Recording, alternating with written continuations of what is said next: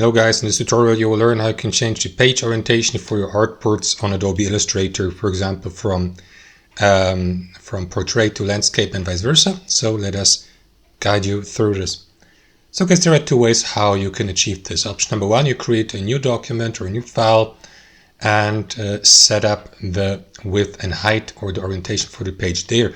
So here in Adobe Illustrator, click into File in top left and select New. And here guys, what you want to do, you may go with one of these presets and you will see, for instance, the width and height. But here to the right under preset details, you may also customize the width and height, and next to it switch to a different page orientation. That's one way I can do it. To that, click into Create here to create a new artboard with the given page orientation. However, what if you already have such an artboard like this? Now you'd like to change the aspect ratio or the resolution or page orientation. So to do that, select the given artboard with your left mouse, navigate to File and select Document Setup here.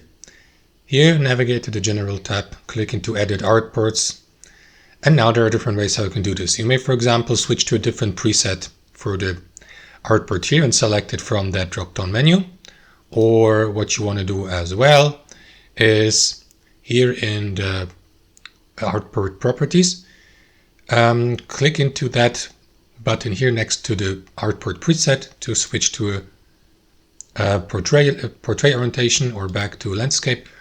And then there's also the option to customize the artboard width and height here. Click into the given field and enter the new value there.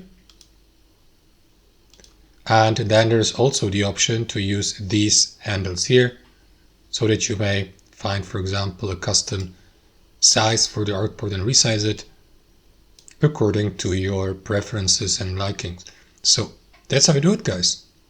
Thanks for watching, and I'll see you next time.